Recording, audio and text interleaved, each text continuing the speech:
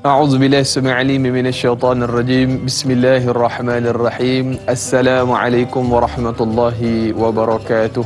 الحمد لله رب العالمين والصلاة والسلام على أشرف الأنبياء والمرسلين سيدنا ومولانا محمد وعلى آله وصحبه أجمعين. قال سبحانك لا علم لنا إلا ما علمتنا إنك أنت العليم الحكيم ولا حول ولا قوة إلا بالله العلي العظيم. اللهم صل على سيدنا محمد وعلى آله وصحبه ومن تبعهم بإحسان إلى يوم الدين. أما بعد. Alhamdulillah. Apa khabar para penonton setia? Tayalah Ustaz, biar tahu jangan keliru. Saya mengharapkan walau di mana jua kita semua berada, mudah-mudahan senantiasa berada dalam keadaan sihat walafiat, dirahmati, lagi disayangi oleh Allah Subhanahu wa taala. Amin Allahumma amin. Alhamdulillah, kita bersyukur kehadrat Allah Subhanahu wa taala yang masih lagi sudi mempertemukan kita pada pagi ini untuk Tayalah Ustaz bagi edisi Rabu 25 Ogos 2021 dan juga bersamaan dengan 16 Muharram 1443 Hijri. Dan tajuk yang cukup menarik untuk sama-sama kita bicarakan pada pagi ini iaitu kita berbicara tentang fiqh perdamaian. Dan sebagaimana biasa para penonton, kami bawakan bintang ilmuwan ke studio pada pagi ini iaitu Al-Fadil Ustaz Mustafar Muhammad Suki. Assalamualaikum Ustaz, apa khabar? Waalaikumsalam warahmatullahi. Alhamdulillah sihat. Sihat saya, alhamdulillah. Dan kembali kita digandingkan pada pagi ini untuk topik fiqh perdamaian. Dan sebagaimana biasa Ustaz, kita mengalu-alukan kepada para penonton yang mungkin ingin mengajukan sebarang persoalan atau kemusykilan, boleh hubungi talian yang tertera menerusi 1888 1677 atau paling mudah terus saja tinggalkan komen dan juga soalan anda menerusi laman rasmi Facebook Tanyalah Ustaz TV3. Jangan lupa untuk tekan butang kongsi, sebar luaskan, mudah-mudahan bermanfaat insya-Allah. Dan untuk permulaan kita saksikan tuan-tuan dan puan-puan statistik pandemik COVID-19 yang sedang melanda negara kita pada ketika ini. Baik, menerusi laman rasmi Kementerian Kesihatan Malaysia, terdapat ataupun 20,837 kes baru dicatatkan, menjadikan jumlah kes keseluruhan 1,593,602 kes, manakala 18,613 kes sembuh baru dicatatkan, menjadikan jumlah kes sembuh keseluruhan 1,316,336 dan 211 kematian baru dicatatkan, menjadikan jumlah kes kematian keseluruhan 14,553 kes. Saudara sidang penonton, mari sama-sama kita menggambling tenaga, berganding bahu, terus kita berdoa, bermunajat kepada Allah Subhanahu wa taala, terus kita mematuhi SOP yang telah pun digariskan dalam usaha untuk kita memutuskan rantaian COVID-19 dengan tanda pagar kita mesti menang insya-Allah. Baiklah Ustaz, untuk permulaan ataupun mukadimah topik kita pada pagi ini, fiqh perdamaian, saya serahkan kepada yang berbahagia Ustaz, dipersilakan. Assalamualaikum warahmatullahi wabarakatuh. Assalamualaikum. Innal hamdalillah nahmaduhu wa nasta'inuhu wa nastaghfiruh wa na'udzu billahi min shururi anfusina wa min sayyiati a'malina. May yahdihillahu fala mudilla lahu wa may yudlil fala hadiya lahu. Asyhadu an la ilaha illallah wahdahu la syarika lahu wa asyhadu anna Muhammadan 'abduhu wa rasuluh. Allahumma salli wa sallim ala sayyidina Muhammad wa ala alihi wa ashabihi wa man tabi'ahum bi ihsanin ila yaumiddin. Amma ba'. Yang saya muliakan sahabat saya Dai Anas, kemudian semua sidang penonton sama ada di kaca TV ataupun juga di Facebook, dan kemudian semua kru-kru Tanyalah Ustaz TV3, dan kemudian semua yang bersabar pada kita pada pagi ini. Alhamdulillah. Baik, jadi tuan-tuan dan sidang penonton rahmati Allah Subhanahu wa taala, kita berbicara tentang satu tajuk yang mana ia merupakan tajuk yang mesti selalu disebut-sebutkan, mesti selalu dibincang-bincangkan, kerana ia merupakan salah satu perkara yang terlibat dengannya, iaitulah berkait dengan syurga, berkait dengan amal soleh, berkait dengan kemaafan dan sebagainya.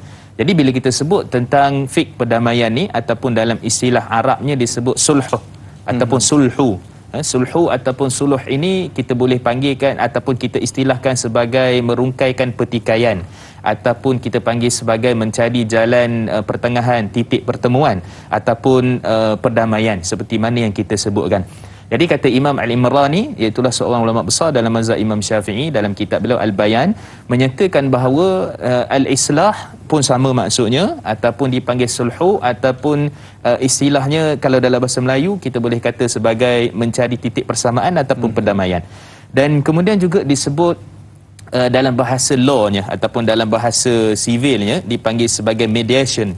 Mediation ni ialah kita panggil merungkaikan ataupun menjauhi segala pertikaian ataupun mencari persamaan daripada sudut permasalahan, persengketaan, pergaduhan yang mana berlaku di kalangan seseorang. Jadi ini dia punya asasnya perbincangan kita, dan sebab tu di sisi ulama fiqh lebih menyatakan bahawa ia bermaksud satu akad ataupun satu kontrak yang mana daripada dua pihak yang saling berbalah, saling bertikai, saling bergaduh, dan kemudian tujuannya adalah untuk mencari perdamaian dan merungkai pertikaian yang berlaku di kalangan mereka. Maka itu dia punya istilahnya ataupun cara yang mudah untuk kita faham. Dan bila sebut tentang dalilnya begitu banyak daripada Quran dan sunnah-sunnah Nabi sallallahu alaihi wasallam, sebagaimana Allah sebut dalam surah Hujurat yang mana Allah Subhanahu wa taala menyatakan innamal mu'minuna ikhwah fa aslihu baina akhawaykum wattaqullaha la'allakum turhamun. Yang bermaksud Allah Subhanahu wa taala menyatakan kepada kita, surah Hujurat ayat yang ke-10, wahai orang-orang beriman, iaitulah bermaksud sesungguhnya kamu itu adalah bersaudara. Maka Allah guna perkataan ikhwah, saudara. Allah tak guna perkataan silaturahim. Kerana silaturahim ni dia lebih kepada keluarga, maksudnya pertalian darah. Tapi Allah guna orang-orang beriman ni adalah bersaudara. Dan kemudian jika mana terdapat di kalangan mereka yang bertikai, bergaduh dan sebagainya, fa aslihu baina akhawaykum, maka hendaklah kamu damaikan, iaitulah di antara mereka, dan kemudian bertakwalah kamu kepada Allah Subhanahu wa taala, dan mudah-mudahan kamu akan mendapat rahmat di sisi Allah Subhanahu wa taala. Dan ini kita kata seolah-olah arahan daripada Allah, fa aslihu fi'il amr, maksudnya perintah. Hendaklah kamu damaikan ataupun kamu berdamai. Kalau kamu bergaduh ataupun kita kata pertelingkahan dan sebagainya, kamu berdamai. Tapi kalau orang lain, kamu tolong bantu untuk damaikan mereka. Baik, kemudian juga dalam hadis Nabi sallallahu alaihi wasallam, dalam hadis yang sahih riwayat daripada Abu Daud daripada Sayyidina Abu Hurairah radhiyallahu anhu, Nabi sallallahu alaihi wasallam bagi tahu kepada kita al-sulhu jaizun baina muslimin. Sesungguhnya perdamaian itu adalah satu perkara yang harus, yang dibenarkan, yang sangat digalakkan di kalangan umat Islam. Jadi di kalangan umat Islam ini, sesiapa saja yang bergaduh, sesiapa saja yang ada pertikaian, maka digalakkan untuk segera ataupun bertindak segera untuk melakukan perdamaian ataupun merungkaikan ataupun menjauhi persengketaan dan melalui jalan perdamaian yang kita sebutkan di awal tadi. Dan kemudian kata Nabi sallallahu alaihi wasallam sambungan pada hadis itu, illa sulha, melainkan kalau ada perdamaian, iaitu apa dia? Ahalla harama, iaitulah menghalalkan perkara yang haram, ataupun kata Nabi au harrama halala, ataupun mengharamkan perkara yang halal, yang tu tak dibenarkan. Maksudnya kita bergaduh kan, bergaduh tu kita pergi merompak pula. Kita sepakat ni kan, contohnya kan. Kita sepakat tapi kita pergi merompak lah kan. Jadi tak boleh, kerana suluh perdamaian seperti itu, tadi bergaduh berdua, akhirnya bergaduh tiga dan seterusnya. Maka yang tu tak dibenarkan daripada sudut syarak. Dan kalau kita merujuk kepada rukun-rukunnya, seperti mana disebutkan oleh Imam Nawawi, Imam Ibn Qudamah rahimahullah, dan disebut juga oleh imam-imam yang lain, menyatakan bahawa seakan-akan dia sama macam isu dalam muamalat. Maksudnya di sana ada orang yang saling bertelingkah. Syaratnya yang pertama iaitulah sirah. Sirah ni maksudnya apa yang perkataan kalimat yang digunakan untuk menunjukkan dia telah berlaku perdamaian. Contoh, saya minta maaf, saya maafkan awak, contohnya. Jadi itu dipanggil sirah ucapan, satu. Yang kedua, syaratnya ataupun rukunnya adalah orang yang saling bertelingkah. Kan, maksudnya orang saling bertingkah tu ada syarat-syaratnya. Maksudnya di bawah tu kita akan tengok dia memang betul-betul nak berdamai, kemudian juga dengan ikhlas, dengan niat yang betul-betul tak nak lagi bergaduh dan sebagainya. Maka itu syarat di antara orang yang bergaduh dengan dua mereka tu, antara dua mereka. Kemudian yang ketiga, syaratnya apa yang dipertelingkahkan. Kan, maksudnya isu itu adalah adakah melibatkan urusan muamalat harta, ataupun melibatkan urusan maki-memaki ke, fitnah-memfitnah ke dan sebagainya. Maka yang itu kena jelas. Ni kadang-kadang jom kita berdamai, berdamai sebab apa? Tak ada apa saja je. Tak boleh. Jadi kena jelas apa sebenarnya yang dipertelingkahkan itu. Baik, kemudian yang keempat, dia punya rukunnya, iaitulah berkenaan dengan kalau di sana ada bayaran contohnya, ataupun apa yang perlu dipulangkan. apa yang perlu diminta maafkan? Maksudnya begini, kalau kata contohnya kalau isu bab duit, isu bab hutang, berapa? So kena pulang lah. Kena pulang. Kalau isu ni berkaitan dengan fitnah ataupun apa, maka kena disebutkan Kena secara luruskan. umum. Kena dijelaskan apa sebenarnya. Jadi itu kita kata rukunnya.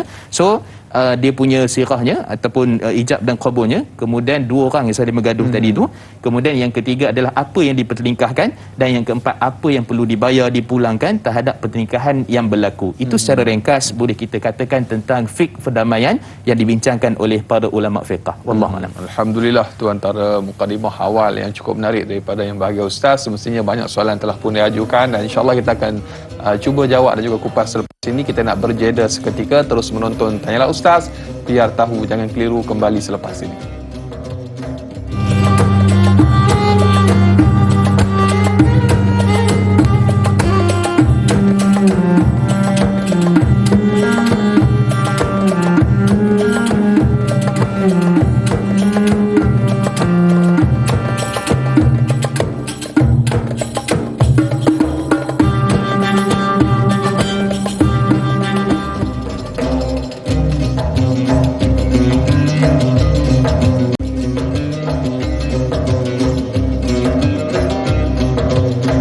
Alhamdulillah, masih lagi terus setia bersama dengan Tanyalah Ustaz, biar tahu jangan keliru. Ibu-ibu, ayah-ayah, para penonton bakal penghuni syurga Allah Subhanahu Wa Taala. Alhamdulillah, kita masih lagi berbicara topik fiqh perdamaian. Kita masih lagi bersama bintang ilmuwan kita yang berbahagia Ustaz Mustafar memasuki.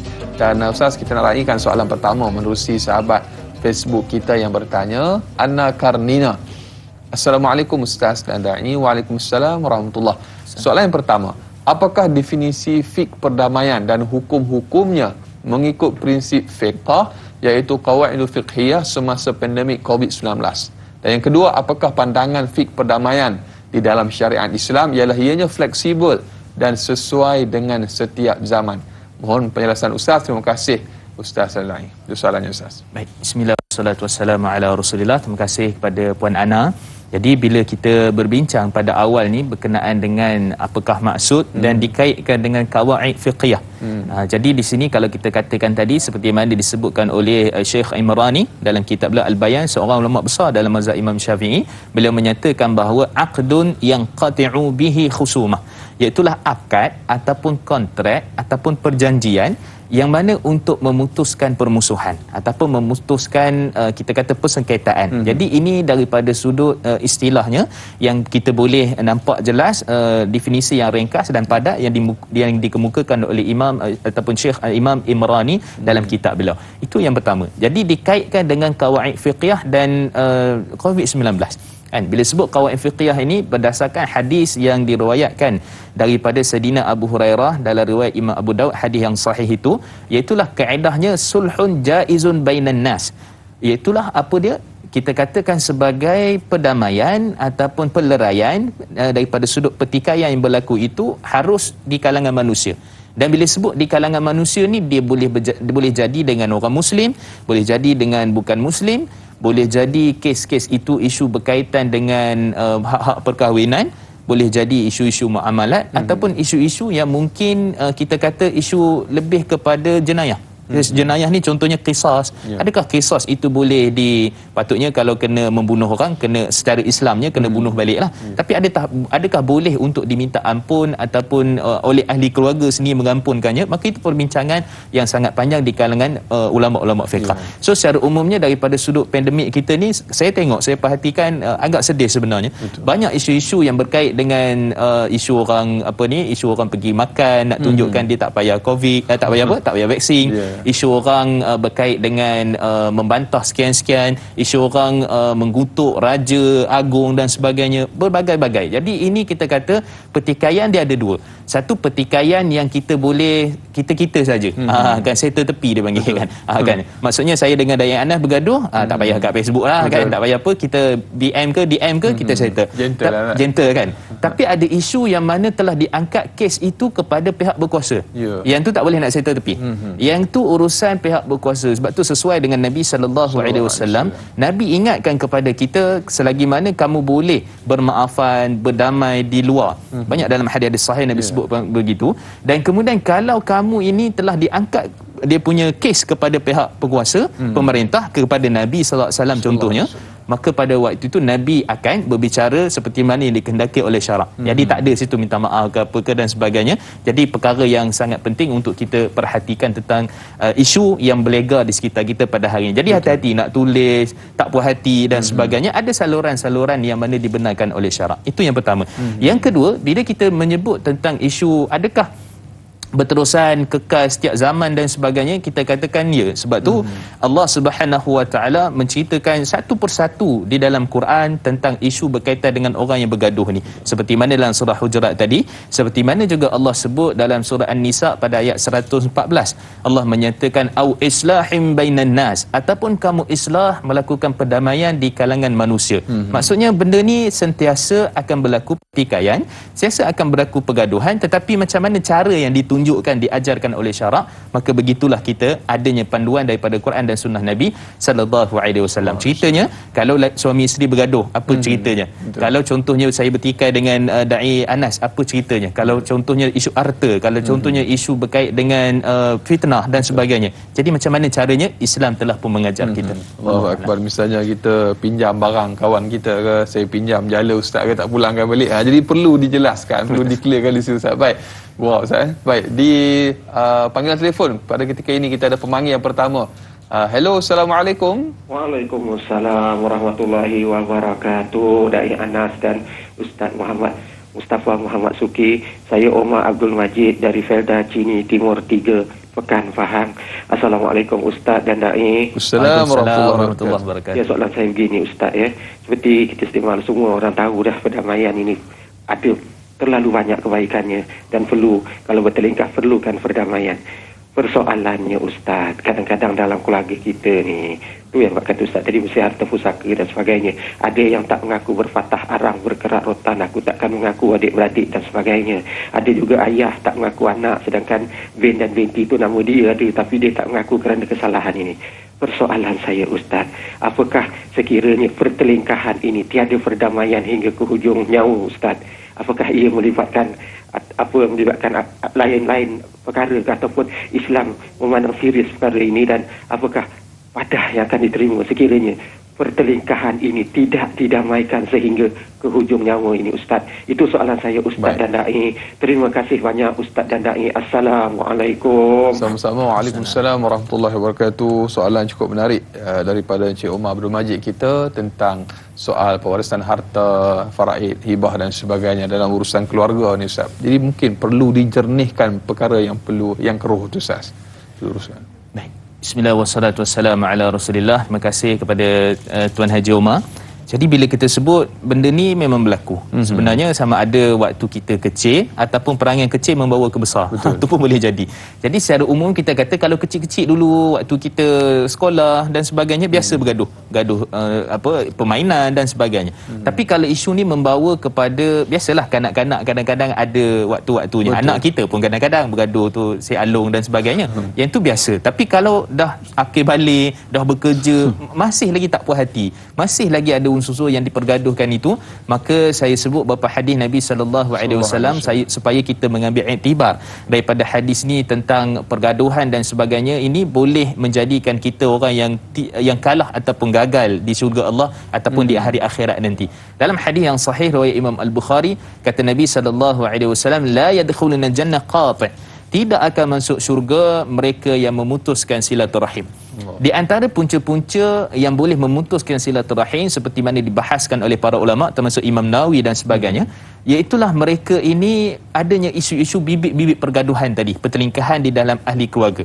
Dan orang yang paling terbaik ialah mereka yang mana segera memohon kemaafan, segera mencari perdamaian. Seperti mana dalam hadis yang sahih juga daripada riwayat Imam Al-Bukhari, kata Nabi sallallahu alaihi wasallam, iaitulah mereka yang mana paling terbaik ataupun manusia yang mana mereka ni di kalangan ahli keluarga, ahli waris dan sebagainya, mereka yang menyambungkan fayasilur rahim ataupun fayasilur rahimahu, mereka menyambung silaturahim.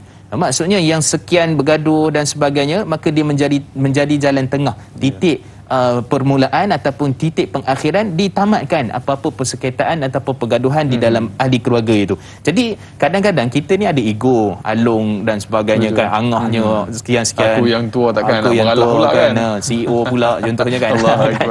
Tu kau manager. Jadi semua-semua ni kita kena perhatikan betul-betul daripada sudut yang asasnya. Sebab tu Nabi SAW tengok hadis ni sangat besar maknanya, kerana Allah nak mengangkat darjat manusia. Dalam hadis sahih riwayat daripada Sayyidina Abu Hurairah dalam riwayat Imam Muslim, kata Nabi SAW, wa ma zadallahu 'abd wa ma zadallahu 'abdan bi'afin illa 'izza. Tidaklah Allah menambahkan kepada orang-orang yang mana meminta kemaafan itu, ataupun yang kita kata kita berdamailah, kan contohnya, melainkan Allah akan tambahkan izzah. Izzah ni Allah sebut, Nabi sebut dalam perkataan yang tidak ada alif lam. Dalam bahasa Arab ni kalau tak ada alif lam maksudnya banyak sangat, ataupun dia umum, maka menunjukkan kemuliaan, kebaikan, keberkatan dan sebagainya. Allah akan tambah bagi mereka yang mana mula-mula memohon ataupun meminta kemaafan. Dan tidak berhenti di situ. Hadis itu pula menyatakan bahawa wa ma tawadda'a lillah wa ma tawadda'a ahadun lillah illa rafa'ahu Allah. Tidaklah seorang itu dia tawaduk, rendah diri, dia yang mulakan minta maaf kan, dia yang merancang macam mana ni nak selesaikan ni, ada niat, ada hatinya begitu. Adik-beradik itu tadi tu, maka waktu tu Allah Subhanahu Wa Taala menyatakan melainkan dia akan ditinggikan darjatnya di sisi Allah Subhanahu Wa Taala. Jadi ini antara kempen kita kalau ada pergaduhan dalam kalangan adik-beradik, isu harta dan sebagainya. Isu harta ni pun saya kadang-kadang berapa rumah kita nak kan? 100 rumah kan, kereta berapa banyak kereta kita nak, 2 yang tak puas hati dan sebagainya tu. Maka kadang-kadang orang tak puas hati pak pun bagi harta pusaka sendiri tak puas hati. Apatah lagi dengan adik-beradik. Maka ini antara perkara yang kita kena tengok balik, renungkan balik sabda Nabi SAW, bagaimana akibatnya. Tadi disebutkan tu Haji sebut akibatnya bagi orang yang memutuskan silaturahim, tak bertegur sapa, kemudian dalam institusi keluarga, dah lama ayah dah meninggal dunia, adik-adik pula duduk jauh, bergaduh pula dah kan, pokok kelapa kan berebut pokok kelapa kan, dua pokok itulah pasal kan. Kadang-kadang bergaduh dalam WhatsApp je. Betul. Semua left group kan. Jadi itu antara perkara yang kita perlu tengok balik hati kita, sebab kadang-kadang manusia memang macam tu, ada unsur-unsur kadang tak puas hati, hasad dan sebagainya. Tetapi kita kembali semula kepada apa yang Nabi sebut, janji Nabi, siapa yang buat baik menyambung silaturahim, begini janjinya, siapa yang mana memutuskan silaturahim, maka bukan kadang-kadang dengan sebab tak solat. Betul. Bukan kita kata saya sebenarnya solat kemudian saya putuskan silaturahim, tak, bukan itu maksudnya. Maksudnya di sini adalah selain amal ibadah yang kamu buat, antara benda yang kamu kena jaga adalah hubungan sesama manusia, termasuklah adik-beradik. Kerana apa? Prasyarat untuk masuk syurga Allah Subhanahu Wa Taala. Allahu Akbar. Orang kata apa, jangan sampai menang jadi arang, kalah jadi abu. Jadi sama-sama kita leraikan kekusutan yang berlaku terutamanya dalam kalangan keluarga, dan semestinya para penonton banyak lagi akan kita kongsikan. Jadi kita akan berjeda sekali lagi, teruskan menonton Tanyalah Ustaz, biar tahu jangan keliru.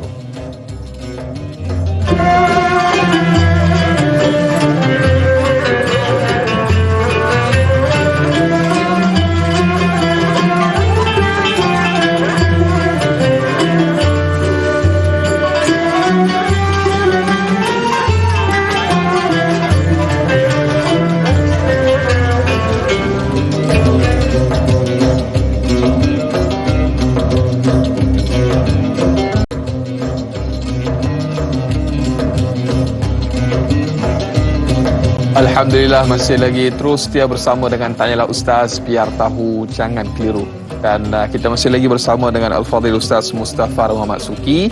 Kita berbicara topik fik perdamaian, dan kepada para penonton, ibu-ibu, ayah-ayah bakal penghuni syurga Allah Subhanahu Wa Taala. Amin, insya-Allah. Bagi anda yang ingin mengajukan sebarang persoalan atau kemusykilan untuk topik kita pada pagi ini, boleh hubungi menerusi talian bebas tol 1-800-88-1677, atau paling mudah terus sahaja tinggalkan komen anda, soalan anda menerusi laman rasmi Facebook Tanyalah Ustaz TV3. Dan baiklah Ustaz, kita nak raihkan lagi soalan menerusi sahabat Facebook kita, Muhammad Izzuddini. Assalamualaikum Ustaz Mustafa dan Dai Anas. Waalaikumsalam warahmatullahi. Agama Islam adalah agama yang menentang segala bentuk kezaliman, pergaduhan, penindasan, kekejaman dan keganasan.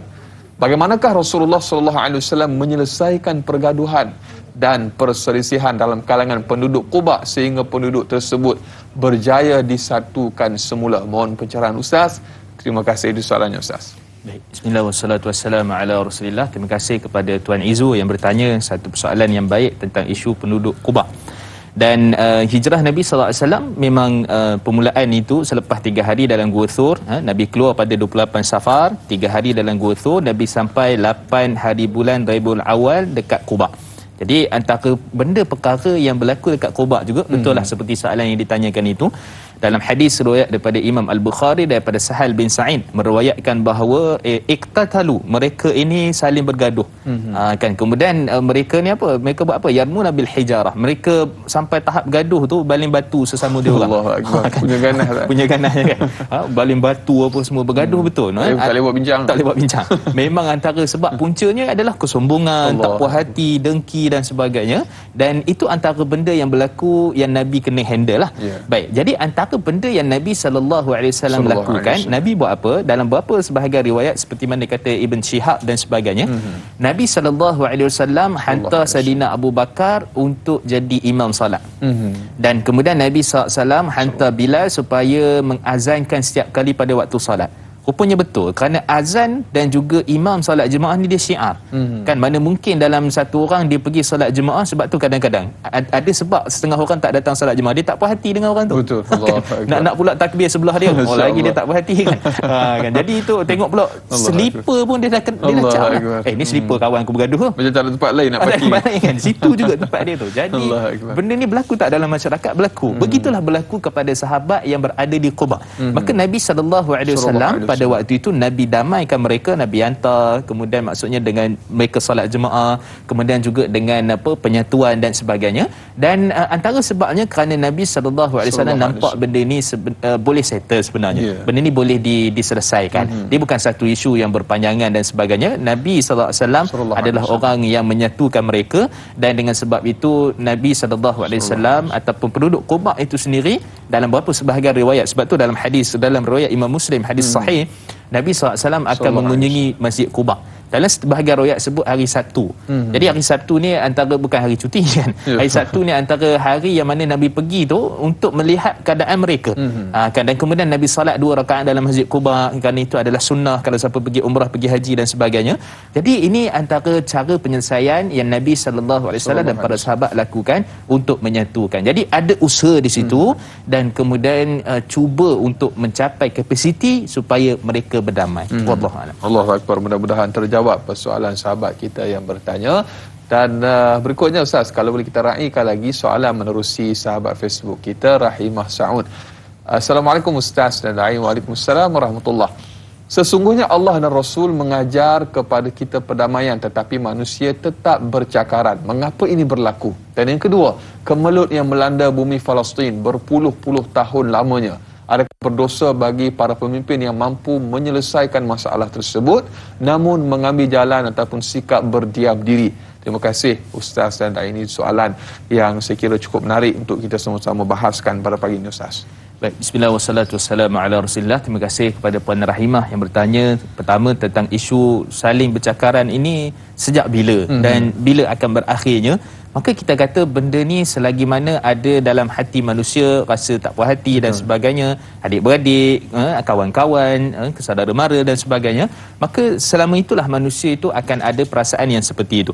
Sebab tu kata Saidina Abdullah ibn Umar, antara benda yang boleh menjadikan manusia ini thalath muhlikat, yang menghancurkan manusia, yang pertama sekali kata Saidina Abdullah ibn Umar, iaitulah berkenaan dengan hawa muttaba', hawa nafsu yang dipertuhankan. Tak puas hati, dengki, macam-macam lah. Kemudian juga kata beliau adalah syuhum muta', iaitulah apa? Kebakhilan yang ditaati. Bakhil ni maksudnya tak nak bantu, tak nak tolong. Ni bila berlaku bila? Lepas bergaduh. Lepas gaduh memang tak ada, jangan harap kan. Jangan harap lah nak tolong apa semua.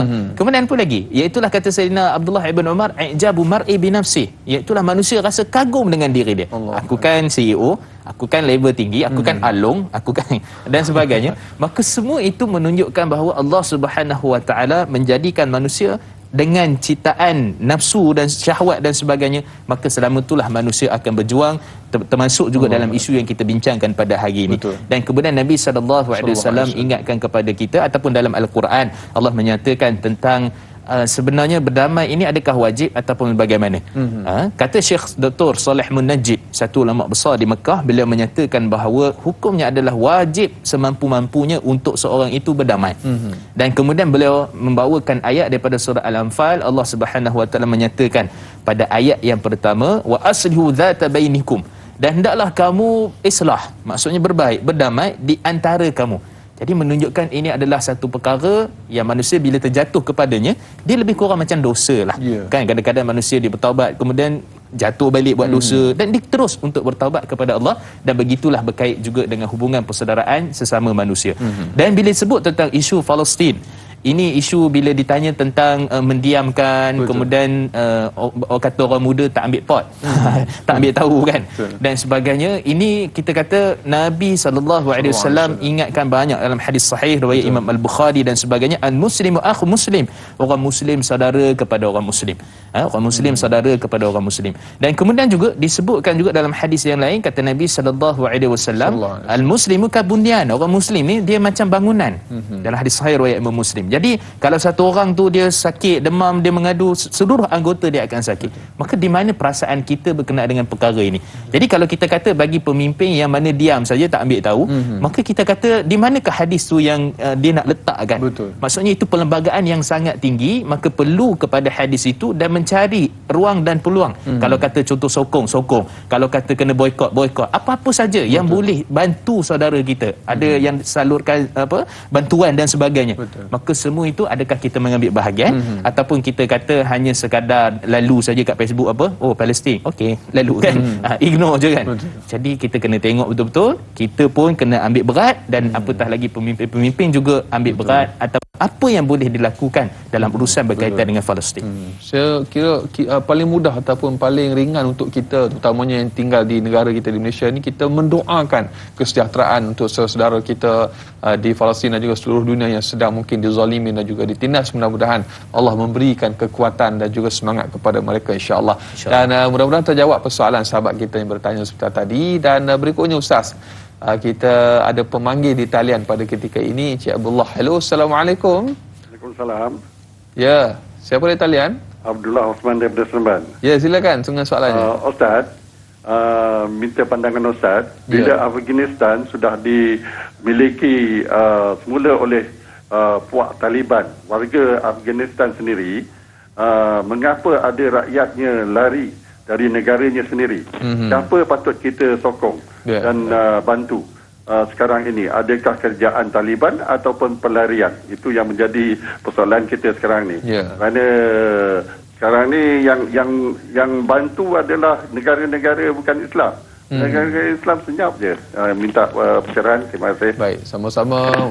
Assalamualaikum warahmatullahi. Soalan berkenaan dengan isu ataupun geopolitik semasa yang berlaku di Afghanistan. Saudara kita yang kita lihat bagaimana tular baru-baru ni Ustaz, ada yang panjat kapal terbang, jatuh dan sebagainya.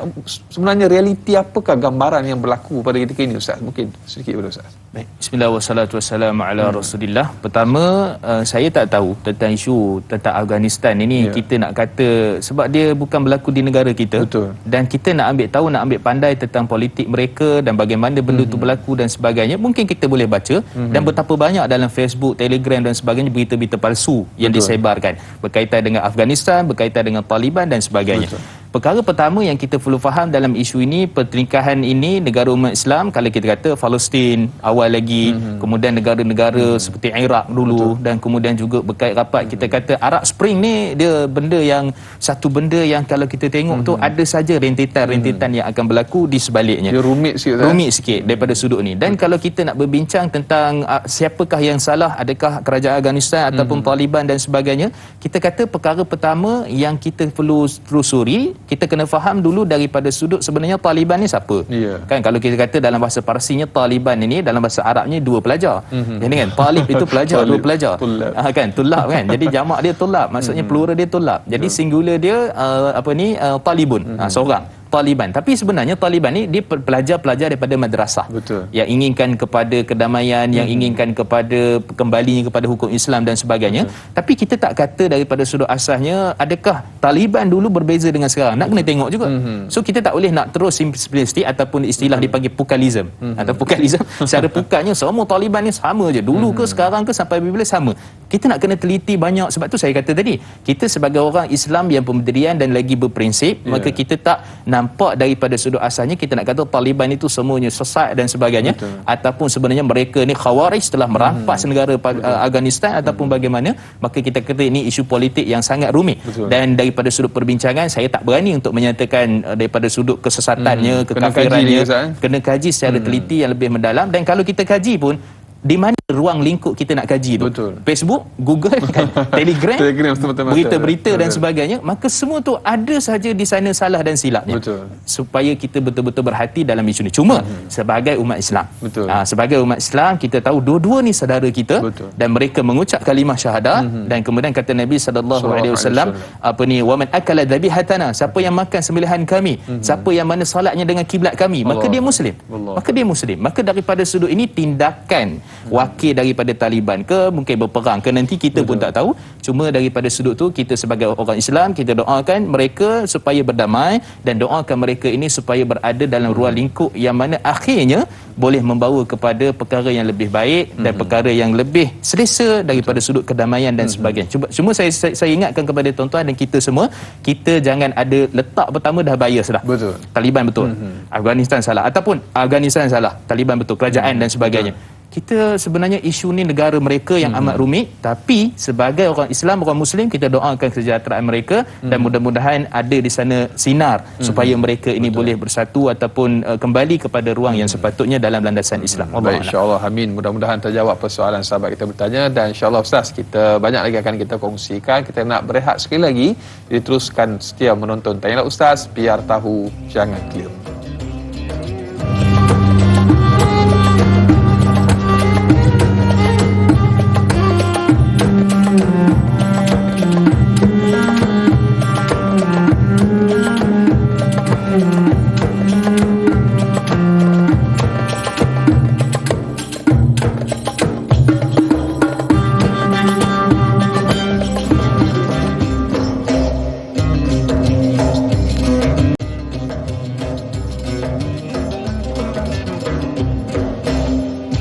Alhamdulillah, terima kasih dan terima kasih. Kurang lebih tepat sejam kita bersiaran semestinya dalam Tanyalah Ustaz, biar tahu jangan keliru. Kita berbicara masih lagi topik fiqh perdamaian bersama dengan Al-Fadhil Ustaz Mustafa Ramasuki. Dan kepada para penonton, Alhamdulillah kita telah pun mulakan pagi kita di awal pagi tadi dengan kita membaca surah Yasin. Mudah-mudahan dengan berkat doa kita, munajat kita, dengan keberkatan dan kemuliaan Al-Quran, mudah-mudahan Allah Subhanahu Wa Taala pandang kita, mengangkat kembali ujian dan juga musibah yang sedang melanda negara dan juga dunia pada ketika ini. Dan kita terus berdoa, bermunajat dan juga terus kita mematuhi SOP yang telah pun digariskan.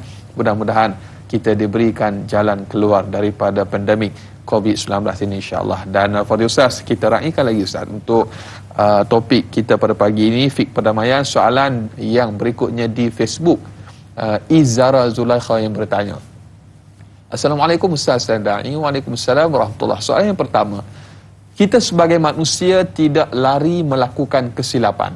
Bagaimana untuk bersikap berlapang dada dalam memaafkan kesilapan orang yang melukakan hati kita?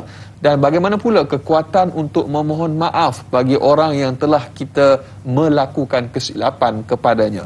Dan yang kedua, apakah dengan memberi sagu hati atau hadiah kepada seseorang yang telah membuat kita berkecil hati merupakan satu jalan atau proses perdamaian agar tiada dendam dan ketenangan hati dapat dicapai? Ini kerana hidup di dunia sifatnya sementara, hanya akhirat yang kekal abadi. Mohon pandangan Ustaz. Terima kasih. Biar tahu jangan keliru. Dua soalan sahabat kita. Baik, bismillah wassalatu wassalamu ala Rasulillah. Terima kasih kepada penanya kita berkaitan dengan masih lagi seputar ataupun sekitar isu bagaimana rasa hati ni, dia benda hati ni dia payah sikit. Kadang-kadang mulut kata lain, saya maafkan awak, saya maafkan api dalam hati kan. Jadi antara benda yang kita boleh nampak daripada sudut ni, kita ambil kepada sejarah Nabi sallallahu alaihi wasallam. Tuan-tuan kenal siapa watak yang dipanggil sebagai Wahsy bin Harb? Wahsy bin Harb ni satu orang yang mana beliau antara orang yang mencetuskan pembunuhan Saidina Hamzah bin Abdul Muttalib, bapa saudara Nabi, dalam peperangan Badar. Dan beliau dengan segala perancangannya, dan waktu itu dia diupah oleh Jubair bin Mut'im, iaitulah hamba dia punya tuan dia, dan juga Hindun binti Utbah. Jadi dua orang ni mereka syaratkan secara ringkasnya, ceritanya panjang, secara ringkasnya, kalau kamu nak bebas sebab kamu hamba, siapa? Iaitulah Wahsy tadi, kamu kena bunuh. Maksud dalam peperangan nanti kamu kena bunuh siapa-siapa yang berkaitan dengan Nabi, antara yang mereka mak ataupun yang paling utama antaranya Saidina Hamzah. Maka betul-betul dia buat perancangan dengan tombak dia, dengan sekian-sekian dalam peperangan Badar, dan akhirnya dia berjaya di tangannya membunuh Saidina Hamzah bin Abdul Muttalib. Dan Nabi SAW sangat sedih dan sangat rasa macam kita kata dah habis dah semua support kita, alat sangat kan, mereka yang mana bantu kita, sokong kita, habis dah. Kemudian Nabi sangat sedih, sehingga selepas beberapa ketika dalam peperangan Badar itu, selepas itu Wahsy ini dia lari ke mula asal di Mekah, kemudian dia tahu Nabi masih berkuasa kuat, dia lari ke Taif, dan kemudian dia kembali semula ke Mekah sebab nampak macam ada tawaran Nabi SAW nak maafkan ataupun Nabi berdamailah daripada sudut persengketaan yang berlaku. Rupanya bila Nabi SAW datang, Wahsy datang berjumpa Nabi SAW, dan Nabi SAW dalam riwayat daripada Imam Muslim dan juga Abu Daud, dalam riwayat Abu Daud mendetailkan lagi apa yang berlaku, iaitulah kamu boleh, saya maafkan kamu, kata Nabi SAW, tapi kamu kena jauhi diri daripada saya. Jangan tunjuk muka. Jangan tunjuk muka. So, ini syarat yang, ni sebenarnya maaf ke tak maaf ni? Betul. Tapi sebenarnya sebahagian ulama hadis, antaranya dalam kitab Audul Ma'bud, syarah kepada Sunan Abi Daud, dan ulama-ulama yang lain, bila mereka mensyarahkan hadis ni, mereka menyatakan antara sebab kenapa Nabi buat begitu, supaya Nabi kalau tengok Wahsy, Nabi tak teringat yang dia pembunuh kepada Saidina Hamzah. Maksudnya jangan ada lagi timbul rasa macam dah maafkan tapi rasa masih berdendam lagi, tengok muka masih berdendam lagi dan sebagainya. Maka Nabi tak nak benda tu. Maksudnya sebagai sifat kita seorang Muslim, kadang-kadang nak memaafkan tu ataupun kita nak mulakan tu, Nabi pun pernah melalui perkara itu kan. Dan kemudian sebenarnya kalau ikut dalam peperangan Yamamah, seperti mana pada zaman Saidina Abu Bakar As-Siddiq, Wahsy ni dia dah buat apa? Wahsy ni dia dah bunuh Musailamah Al-Kadzab, seorang yang mana mengaku Nabi pada waktu tu, dengan tombak yang sama dia bunuh Saidina Hamzah. Nak tebus kesilapan. Maksudnya taubatnya di situ dan sebagainya. Kalau kita ambil daripada itu, kita nampak sebenarnya bukan maksud Nabi tak maafkan. Kita pun kadang-kadang kita dah maafkan orang, rasa ataupun kita nak mulakan, tapi rasa macam tak boleh lah jumpa dia ni. Tengok muka dia ni mesti rasa macam nak marah lah apa kan. Siap selfie hantar gambar kat kita. Lagilah kita menyampah kadang-kadang kan. Kenapa pula lalu kat wall kita? Kenapa lalu kat wall kita? Jadi benda tu memang berlaku dalam kehidupan kita, tetapi kita ambil lah ibrah dan pengajaran bagaimana keadaan itu berlaku pada Nabi SAW. Kalau boleh kita kata janganlah sampai, sebab tu dalam riwayat Imam Muslim kata Nabi SAW, la yahillul muslimin, tidak halal bagi orang muslim yang man ayyahjuru akhahu, mereka yang dipanggil sebagai kita kata tak bertegur siapa, fauqa thalatha layali, itulah lebih pada 3 hari. Jadi 3 hari ni tempoh berdamai. Lebih pada 3 hari itu kira tidak halal. Maksudnya berdosa kalau kita tak berdamai. Jadi tengok pada hadis perbincangan tadi, baru kita dapat tahu rupanya memang sakit untuk memaafkan, tetapi dalam tempoh dalam keadaan sekarang ini kita kata memaafkan itu satu kemuliaan. Dan satu perkara yang amat dituntut daripada sudut syarak. Dan soalan yang kedua, bila kita sebut tentang apa tadi, reward sagu hati kan, bagi hadiah. Ni daripada dia ni bagi satu kad bagi kad daripada sahabatmu. Sekian tengok, dia ni rupanya okey. Adakah dia dikira rasuah ke apa ke? Kita jawapannya dalam mazhab Imam Syafi'i ditakrifkan seperti mana disebut dalam kitab Mausu'ah Fiqhiyah Kuwaitiyah, menyatakan maksud hadiah ni adalah satu pemberian yang mana pemberian itu tanpa mengharapkan apa-apa balasan. Tapi tadi situ ada harap tu supaya dimaafkan. Ada intention kat situ. Kita kata itu antara jalan permulaan untuk menyelesaikan dan sebagainya perdamaian, maka dia bukan rasuah, bukan apa. Betul. Dia adalah satu kebaikan kerana niat untuk berdamai. Dan Nabi sebut dalam hadis yang sahih riwayat daripada Imam Al-Bukhari dalam Adabul Mufrad, bukan dalam Sahih Bukhari tapi dalam Adabul Mufrad, menyatakan tahadu wa tahabu. Kamu bagilah hadiah, mudah-mudahan kamu saling mengikat balik ataupun kasih sayang kamu tu antara satu sama lain. Jadi mudah-mudahanlah dengan itu antara jalan pencetus permulaan untuk seorang itu berdamai dengan memberikan hadiah, insya-Allah. Allahu akbar. Berwaspadalah dengan kesilapan yang kita lakukan kepada orang lain kerana ibarat paku di dinding, Ustaz. Bila mana dicabut, bekasnya masih tertinggal. Allahu akbar. Dan berikutnya kita ada pemanggil di talian pada ketika ini. Halo, assalamualaikum. Waalaikumsalam warahmatullahi wabarakatuh. Dayana dan Ustaz. Okey, soalan saya begini tanya Ustaz. Ada dua soalan ringkas. Yang pertama, apakah kebaikan dan keburukan fiqh perdamaian dalam syariat Islam menggunakan orang tengah bagi menyelesaikan krisis rumah tangga? Ya. Yang kedua, apakah ciri-ciri untuk kita menjadi seorang pendamaian yang baik dan jujur? Itu soalan saya pagi ini. Terima kasih. Assalamualaikum warahmatullahi wabarakatuh. Sama-sama. Waalaikumsalam warahmatullahi wabarakatuh. Masya-Allah, tabarakallah. Soalan cukup menarik tentang orang tengah ni, Ustaz, dalam isu rumah tangga dan juga ciri-ciri pendamai yang baik, Ustaz. Kadang-kadang ada juga pendamai yang dia ada intention, niat yang tak baik tu, Ustaz. Ini sedikit pencerahan daripada Ustaz. Baik, bismillah wassalatu wassalamu ala Rasulillah. Terima kasih kepada Tuan Ismail yang bertanya. Secara umumnya kita boleh katakan dia kaitkan tadi isu rumah tangga. Maka isu rumah tangga ni memang kalau dalam enactment dia ada isu berkaitan dengan perbicaraan ataupun tata cara yang khusus dipanggil tata cara mal ataupun suluh. Itu dalam isu mahkamah lah. Dan kemudian dia ada sebagai arahan tertentu, ada enactment tertentu berkaitan dengan suluh. Seperti mana dalam Undang-Undang Keluarga Islam kita 1979 yang mana Seksyen 40 menyatakan bahawa di sana ada proses mahkamah berkait dengan talak, berkaitan dengan syiqaq. Syiqaq ni maksudnya bila berlaku isu-isu pertelingkahan dan sebagainya, dan juga isu-isu berkait dengan suluh perdamaian tadi.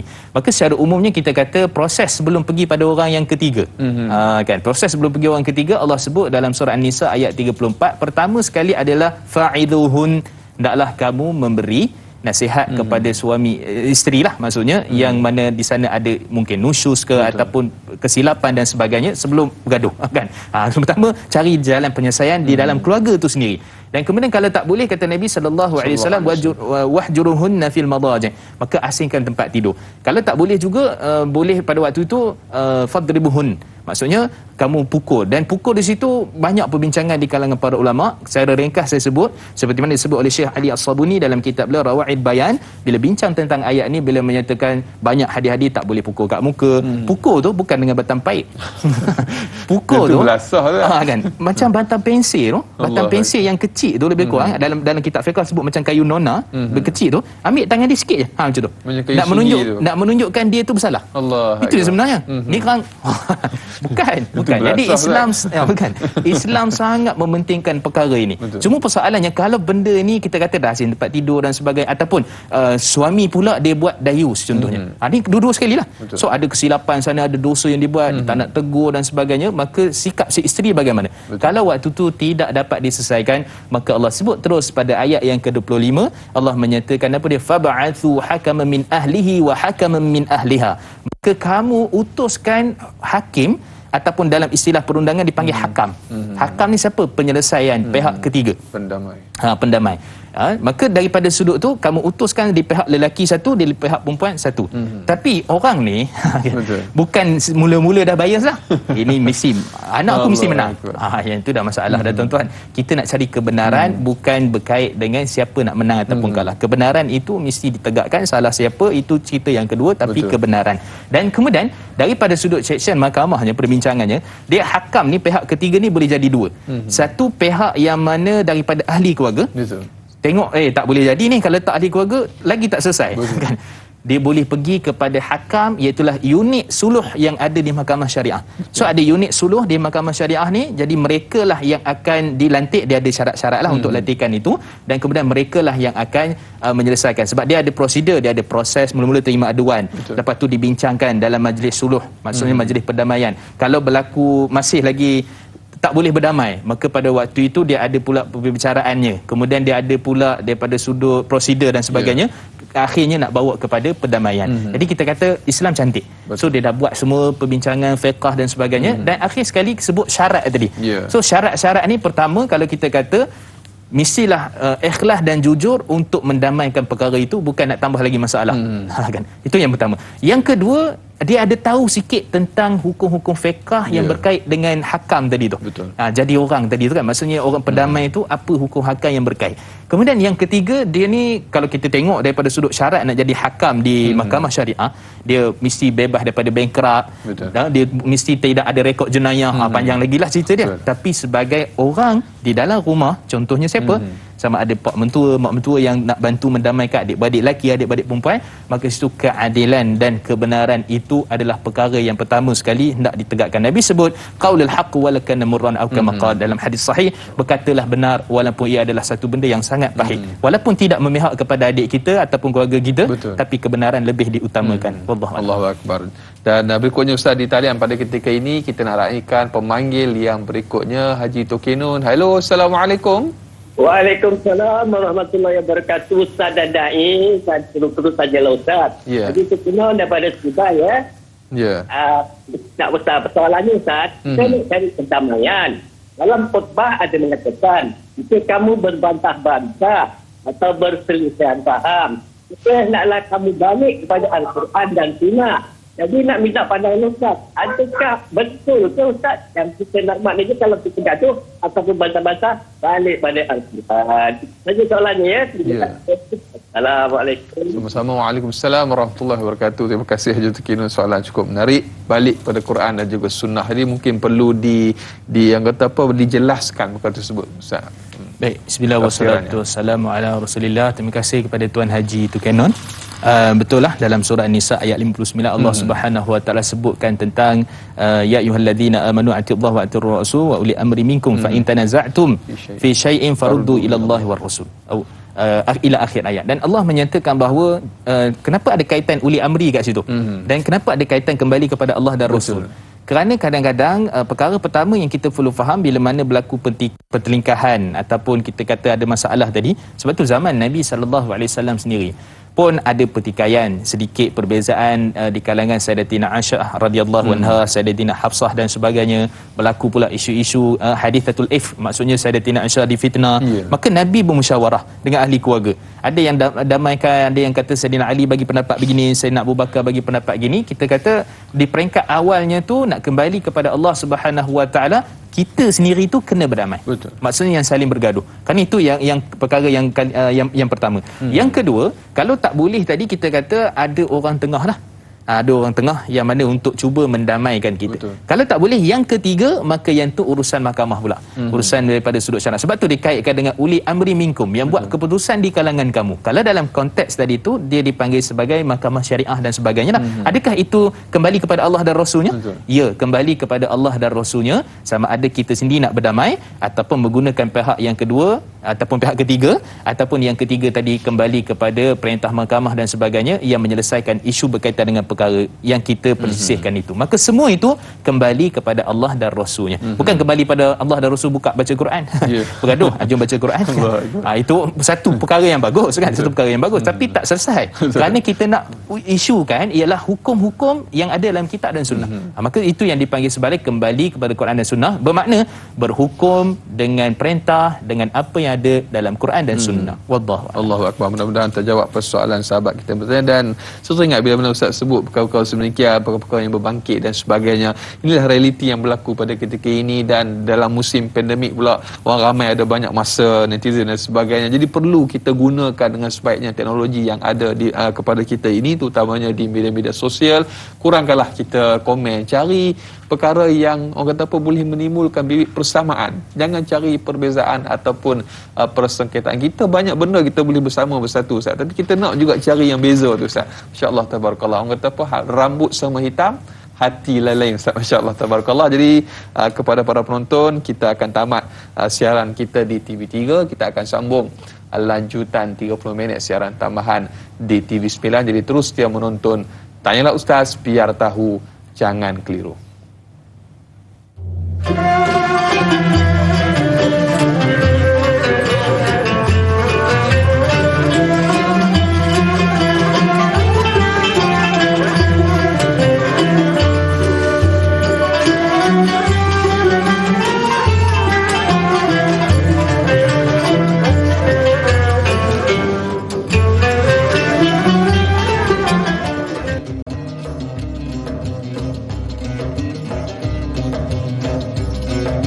Alhamdulillah, lanjutan 30 minit siaran tambahan di TV9 Tanyalah Ustaz, biar tahu jangan keliru. Terima kasih kepada seluruh para penonton, ibu-ibu, ayah-ayah bakal penghuni syurga Allah Subhanahu Wa Taala masih lagi terus setia bersama dengan kami dan kita masih lagi berbicara topik fik perdamaian bersama dengan Al-Fadhil Ustaz Mustafa Muhammad Suki. Dan telah pun banyak soalan yang telah pun kita jawab, kita huraikan. Dan kepada anda yang ingin terus mengajukan sebarang persoalan atau kemusykilan, boleh hubungi 1-800-881677 atau paling mudah terus sahaja tinggalkan soalan anda menerusi laman rasmi Facebook TV Tanyalah Ustaz TV3. Dan jangan lupa bagi yang menonton menerusi live di Facebook untuk tekan butang kongsi, sebar luaskan, mudah-mudahan bermanfaat insya-Allah. Dan kita nak raikan lagi Ustaz, kita nak teruskan perbincangan topik kita pada pagi ini dengan kita raikan soalan di Facebook. Mak Etun bertanya, Assalamualaikum Ustaz dan Da'i. Waalaikumsalam warahmatullahi. Seandainya kita menjadi orang tengah untuk mendamaikan dua pihak yang bertelagah, apakah perkara yang patut kita jaga dan utamakan supaya kedua-dua pihak dalam situasi menang-menang, bukan sebagai minyak yang menaikkan lagi api permusuhan? Mohon pencerahan, terima kasih. Biar tahu jangan keliru. Itu soalannya Ustaz. Bismillah wassalatu wassalamu ala Rasulillah. Terima kasih kepada soalan Mak Itun. Kan satu soalan yang lebih boleh kita katakan kesenambungan pada persoalan yang kita bincangkan tadi. Jadi dia sebut tentang hakam, maksudnya yang menghukum ataupun pihak yang ketiga ni. Saya suka kalau kita tarik kepada sirah Nabi sallallahu alaihi wasallam. Yang mana kalau kita melihat peristiwa ni semua daripada kecil kita tahu peristiwa apa tentang Nabi sallallahu alaihi wasallam membagi sebagai kita kata kita bagi pendapat ataupun pandangan supaya mereka yang bergaduh ketika kabilah-kabilah, maksudnya puak-puak yang bergaduh ketika mana nak naikkan batu Hajarul Aswad tu. Betul. Kalau kita perhatikan, dan sebenarnya apa dia punya kesan dia ataupun apa dia punya cara Nabi menguruskan perkara itu. Secara umumnya cerita ini ataupun kisah ini diriwayatkan oleh Imam Ibn Hisham dalam kitab beliau Sirah Ibn Hisham, yang mana pada waktu itu kabilah-kabilah ni dia ada dia punya, biasalah bila dapat tampuk pemerintahan dia sendiri, dia nak Kaabah tu nak sekian-sekian. Peristiwa ni berlaku iaitulah ketika mana 5 tahun sebelum Nabi dibangkitkan. Maksud umur Nabi 30 tahun lah. 35 tahun. So 35 tahun lepas 5 tahun tu sebelum Nabi SAW dibangkitkan menjadi Rasul, maka antara perkara yang Nabi kena hadapi adalah peristiwa tadi tu. Maka setiap kali kiblat tu nak ada tampuk pemerintahan baru, dia ada je renovation tertentu, ubah suai yang dia nak buat tu. Maka antara benda yang berlaku perselisihan adalah siapa yang nak naikkan Hajarul Aswad tu setelah mana dia dibongkarkan. Maka pada waktu tu mereka bersyarat 3 hari 4 malam ataupun 4 hari 3 malam. Bersyarat, lama bersyarat tu. Dan kemudian pada waktu tu adalah seorang dari kalangan mereka namanya Abu Umayyah bin Mughirah. Maka Abu Umayyah bin Mughirah ni dia bagi pandangan, dia kata macam ni, siapa yang mula-mula masuk awal nanti, yang itulah kita suruh dia buat keputusan. Allah. Kan. Kemudian kebetulan pada waktu tu alhamdulillah Allah takdirkan iaitulah Nabi sallallahu alaihi wasallam masuk. Bila Nabi masuk dan kemudian mereka pun setuju. Kalau macam ni mereka kata hadza aminu radina hadza Muhammadun. Mereka kata ini seorang yang amanah telah datang, kita redha, kan. Kita redha, dan kemudian dia merupakan salah seorang yang mana namanya Muhammad sallallahu alaihi wasallam. Jadi Nabi umur 35 tahun tu memang orang dah anggap tinggi dah akhlak Nabi dan sebagainya, dan kemudian mereka bersetuju dan akhirnya Nabi SAW menyatakan halumma ilayya thawba, ambil kain, ambil kan 4 penjuru apa semua tu, dan kemudian diletakkan Hajarul Aswad dan kemudian diangkat. Okey, apa pengajaran berkait dengan kita punya persoalan tadi? Yang pertama sekali, memang pihak tu nak berdamai. Maksudnya betul-betul berdamai itu nak cari ruang-ruang supaya mereka tak bergaduh, sebab dah hampir nak berbunuh-bunuhan. Dah hampir bergaduh betul-betul senjata dan sebagainya. Mereka cari jalan perdamaian, betul-betul nak berdamai. Yang kedua, tidak ada unsur-unsur untuk nak bias ataupun untuk nak cenderung kepada isu-isu berkaitan dengan kita mesti dapat. Kita mesti dapat. Jadi kita kata situasi menang-menang kan sama-sama tadi. Betul. Maka tidak ada isu nak bias, tidak ada isu nak kata yang penting keluarga saya menang, yang penting adik saya menang, tapi isu yang seperti itu. Yang ketiga ialah Nabi sallallahu alaihi wasallam sebagai hakam. ataupun kita kata sebagai pihak yang ketiga yang akhirnya melunaskan peristiwa itu berlaku, dan pihak ketiga itu juga sangat penting dalam kehidupan kita untuk menguruskan kita punya pergaduhan persengketaan. Mungkin dengan jiran pun kadang-kadang mesej mesej pengusi surau minta tolong settle kan. Kita takkan bergaduh dengan jiran naik mahkamah. Betul. Tapi ada juga orang tak puas hati naik mahkamah kan. Allah. Tapi kita kata pihak ketiga ni boleh berlaku daripada sudut orang pendamai yang mana kita tahu akhlaknya baik, kemudian juga daripada sudut adil, amanah. Kenapa? Dalam surah Maidah Allah sebut i'dilu wa aqrabu littaqwa. Kamu adil lah, kerana adil itu mendekatkan diri kepada takwa. Jangan sebab kita cenderung kebetulan kita pun tak puas hati dengan jiran sebelah rumah dia tu. Kita jadi pihak ketiga, kita cantik kan, tepat pada masa datang jadi yang tu tak dibenarkan. Nabi kata apa? Walaupun kamu rasa kecenderungan pada sekian-sekian orang, Nabi kata, Allah kata i'dilu wa aqrabu litaqwa. Adillah kamu kerana lebih mendekat kepada takwa. Jadi daripada kesan sejarah itu sendiri kita dapat tahu bahawa itulah sifat yang kena ada, walaupun kita kata berlaku macam mana pun pergaduhan persengketaan, tapi di sana ada ruang untuk kita kembali semula berdamai. Wallahu a'lam. Allahu akbar. Ada orang yang dia cepat marah cepat reda, Ustaz. Ada orang yang cepat marah lambat reda.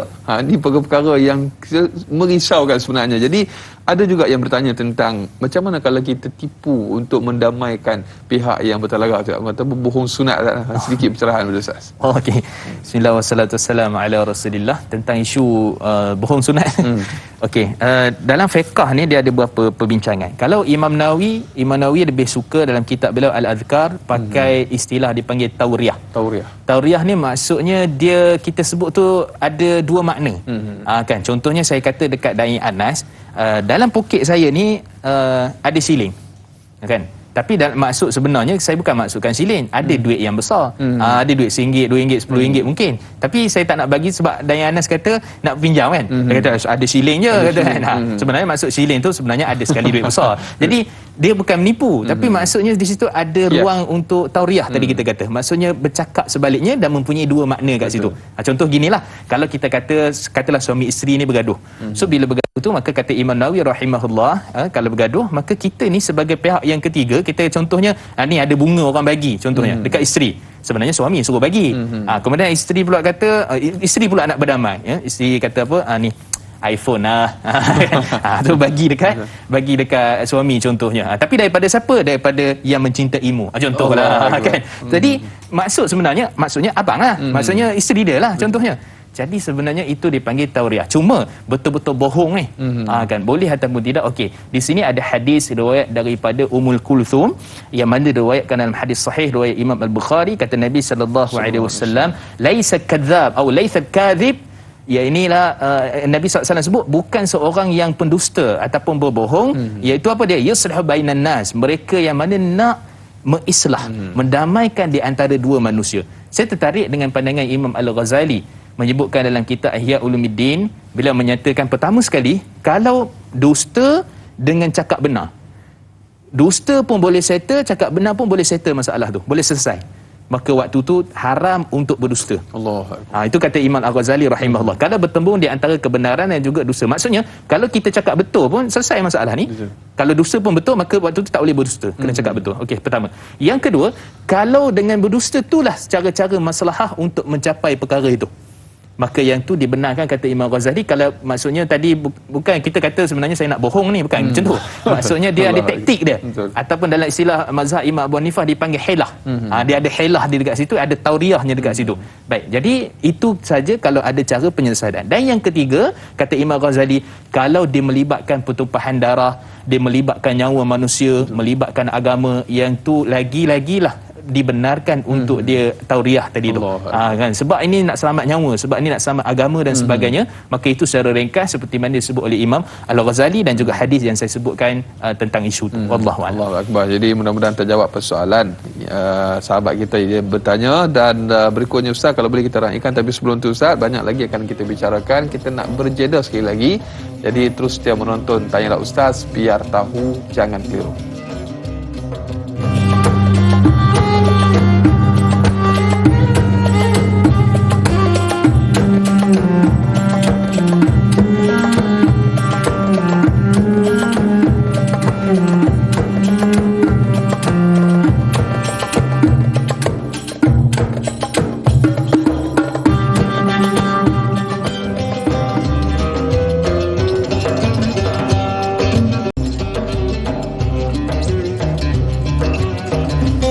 Alhamdulillah, sehingga ke hujung rancangan masih lagi terus setia bersama dengan Tanyalah Ustaz, biar tahu jangan keliru.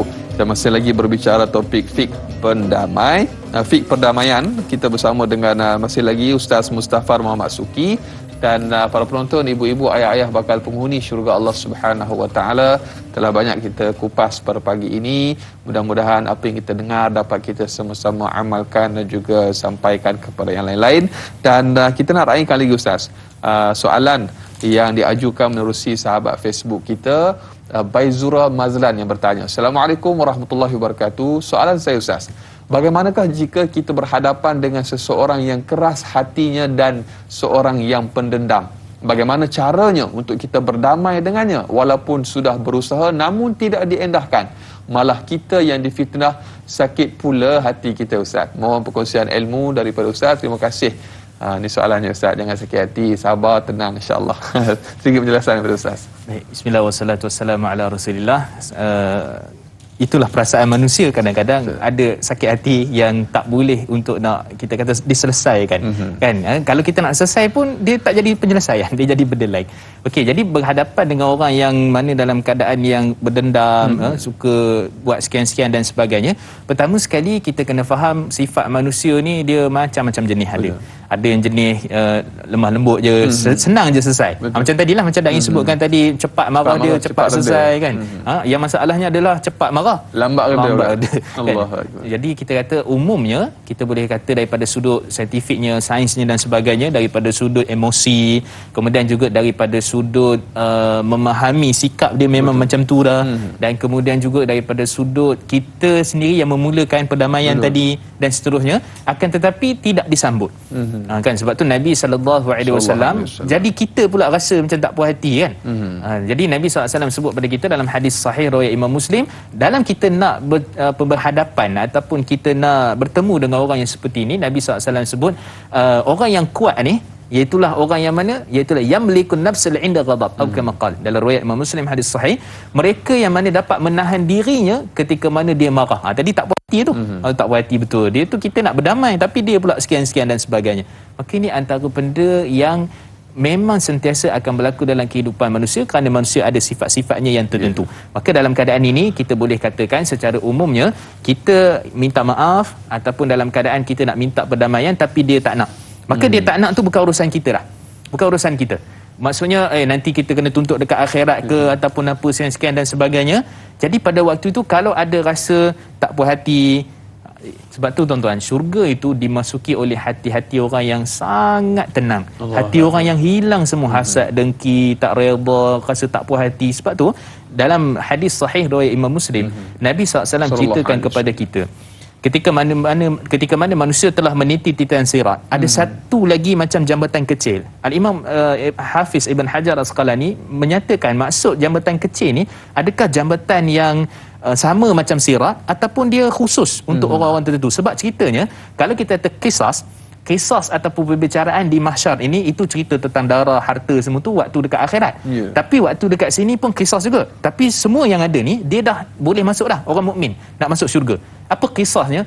Rupanya di sini ia dipanggil Muqantarah tu, kawasan tu, tempat tu ialah untuk membersihkan hati manusia. Bila mana dia dah masuk syurga nanti, kalau dia ada rasa macam tak puas hati, dia maafkan, ataupun dia rasa dia berdendam lagi, rasa sakit hati dan sebagainya kan. Tapi sebenarnya hati orang mukmin bila mana dia nak masuk syurga yang penuh kenikmatan tu, rupanya dah hilang segala pun sekaitaan itu, dibersihkan sebersih-bersihnya. Hatta kalau contohnya nanti wallahu taala alam, katalah saya Da'i Anas dia dapat syurga tingkat 88. Amin. Saya 3 je, tapi syurga 3 je. Saya takkan rasa tak puas hati. Saya akan rasa macam inilah yang Allah kurniakan terhadap apa yang saya lakukan, dan itulah redanya di sisi Allah walaupun saya tingkat 1. Nak ceritanya apa? Semua hati manusia bersih. Jadi kalau ada sifat yang seperti tadi, ada lagi orang yang seperti itu, ada lagi yang pendendam dan sebagainya, kita yang memulakan kemaafan. Adapun dia tak maafkan, dia rasa nak berdendam, itu daripada sudut dia. Tapi yang masalahnya apa? Bila tak ada langsung nak minta maaf. Jadi ini antara perkara yang sangat penting pada isu yang pertama. Isu yang kedua tadi, persoalan berkenaan dengan apa yang pantang kan. Sebab sakit hati Ustaz, dia kena fitnah dan sebagainya Ustaz, insya-Allah. Jadi daripada sudut ni kita kata umumnya sabar itu antara satu benda yang kita diuji dengan kesabaran. Betul. Kan kita boleh sebut sabar sekian-sekian, tapi bila mana kita diuji dengan kesabaran, praktik yang kembali pada Quran dengan sunnah tadi. Betul. Macam mana Nabi sabar, macam mana Nabi sabar bila mana dakwah Nabi SAW itu ditolak. Macam mana Nabi sabar ketika mana Utbah bin Abi Waqqas panah Nabi dalam peperangan Uhud, sehingga mana besi itu termasuk dalam Nabi SAW punya gigi sehingga patah ketika mana Abu Talhah dan juga Sayyidina Abu Bakar nak cabut patah. Jadi Nabi sabar. Jadi kalau sampai macam tu, kita kata tahapnya kita hati je ni, sikit je ni. Sakit tu kat sini lah kan. Sakit tu di sini kan, kat hati kita tu. Tapi kita cuba teramkan, damaikan hati kita, dan kemudian insya-Allah dengan mudah-mudahan sebelum kita tak perlulah patutnya berada di muqantarah itu untuk menyucikan hati kita. Betul. Kita cuba dah cuci dah di peringkat awal. Betul. Supaya redha, supaya benar-benar terima keikhlasan betul dan sebagainya. Mudah-mudahan itu memberi kebaikan kepada kita insya-Allah. Allahu akbar. Dia kata apa? Orang kita ni dia banyak pantang orang hon Ustaz. Kalau sanggup berhenti tengah jalan Ustaz, kenapa hon tanya masya-Allah tabarakallah. Kalau luar negara hon ni mesra lah, angkat tangan dan sebagainya. Jadi sebab itulah perkara ini kita perlu bersihkan macam Ustaz sebut tadi, sifat-sifat yang tercela, dan kita hiasi dengan sifat-sifat yang terpuji insya-Allah. Dan berikutnya Ustaz, kalau boleh kita raikan soalan daripada sahabat Facebook kita, Melur Ismail. Assalamualaikum warahmatullahi wabarakatuh. Waalaikumsalam warahmatullahi. Bagaimanakah untuk mewujudkan perdamaian dalam keluarga? Apakah tips yang harus ada pada diri kita untuk menjadikan keluarga yang harmoni dan peranan ibu bapa dalam keluarga? Dan yang kedua, biasanya bersabar dan bersikap lemah lembut dalam tutur kata dan tidak bertindak kasar sesama keluarga terutamanya. Adakah ini satu jalan terbaik supaya tidak berlaku perselisihan faham terhadap ahli keluarga ataupun orang lain? Mohon pencerahan. Terima kasih Ustaz. Baik, bismillah wassalatu wassalamu ala Rasulillah. Terima kasih pada puan yang bertanya. Jadi dia cakap itu mungkin mudahlah daripada sudut 1 2 3 apakah yang perlu dilakukan. Tapi daripada sudut asasnya, pergaduhan, persekaitaan dalam ahli keluarga ini memang satu benda yang kita tak boleh untuk nak benda ni berterusan. Jadi bergaduh mungkin adalah yang tak puas hati dan sebagainya.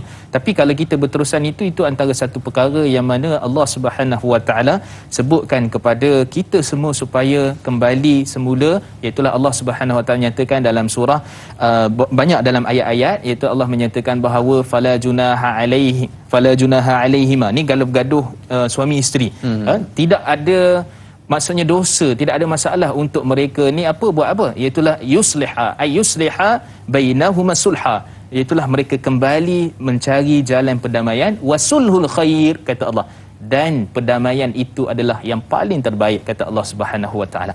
Jadi kalau Allah Subhanahu Wa Taala sebut kepada kita perdamaian, maksudnya meleraikan persekaitaan, dan itu yang paling terbaik, maka kita cari ruang itu. Kita dah mengaji, kita dah belajar, maka praktikalnya, sebab tu ilmu yang bermanfaat kita nak praktikalkan itu adalah bila mana berhadapan dengan situasi yang seperti tadi. Kan kalau ada unsur pergaduhan dan sebagainya, maka perkara pertama kita kata kembali pada Quran dengan sunnah. Yang kedua, kita mencari ruang-ruang di sana untuk memahami. Kadang tu bukan kita yang bergaduh, mungkin Angah dengan Along, kita adik kecil contohnya. Kan? Jadi kita kaitkan terus dengan isu yang kedua tadi tentang isu lidah kita dan sebagainya. Kita pula yang jadi batu api kan. Pergi cakap kat Along gitu, cakap kat Angah gitu. Akhirnya bukan satu family kan. Semua sekali bergaduh. Kan, dengan jiran-jiran sebelah termasuk sekali. Kan? Jadi ini antara benda yang Nabi ingatkan kepada kita tentang batu api. Nabi kata apa dia? La yadkhuluna jannah namam. Dalam riwayat lain, la yadkhuluna jannah qattat. Semua ni hadis ni dalam sahih riwayat Imam Al-Bukhari, hadis yang sahih.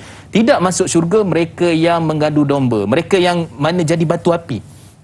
Jadi batu api. Kan? Jadi orang yang jadi batu api ni, kata Nabi SAW, tidak masuk syurga. Dan ada beza di antara namam dengan qattat. Namam ni ialah bila mana dia bercakap dengan orang tu, dia sampaikan sebiji lah macam orang tu cakap. Maksudnya, tadi kan abang cakap dengan kau macam ni. Kan contohnya. Tapi kalau qattat ni dia cakap tu, dia tak dengar kat situ. Dia dengar orang lain cerita. Sebenarnya kan kawan abang pun cerita abang tu macam tu. Dengar kata kan. Jadi semua ini termasuk dalam perkara yang mengharamkan kita kepada syurga Allah Subhanahu Wa Taala. Maka dengan sebab itu, apa pun yang berlaku dalam keadaan keluarga kita dan sebagainya, kitalah cari pendamai, kitalah cari orang yang tengah.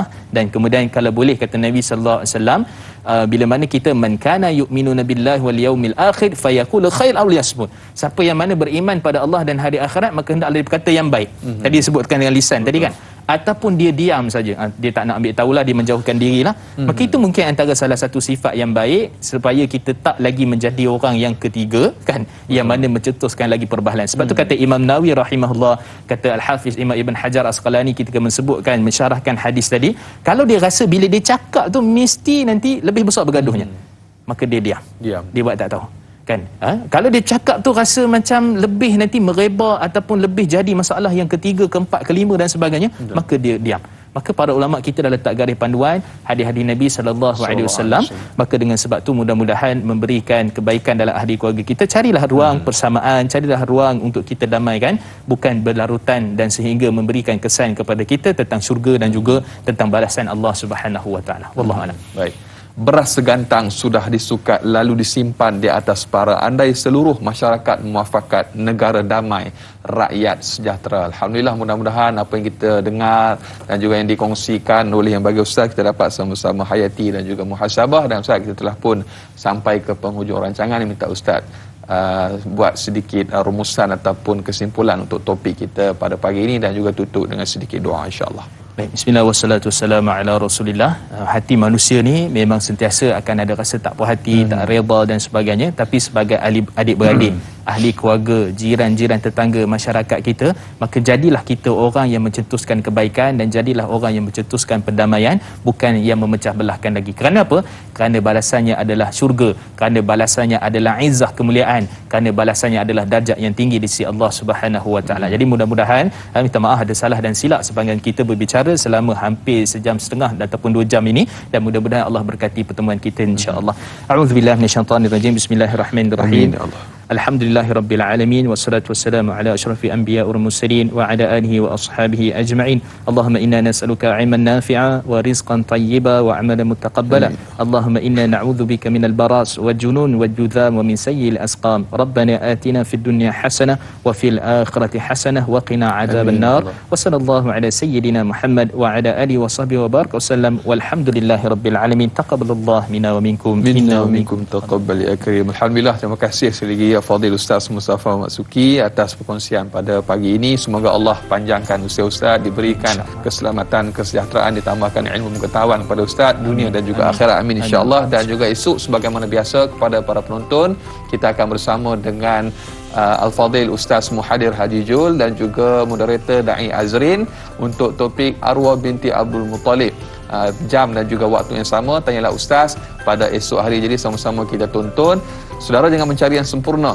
Sempurnakanlah apa yang ada. Tidak ada yang sempurna melainkan Allah Subhanahu wa taala. Sekian. Assalamualaikum warahmatullahi wabarakatuh.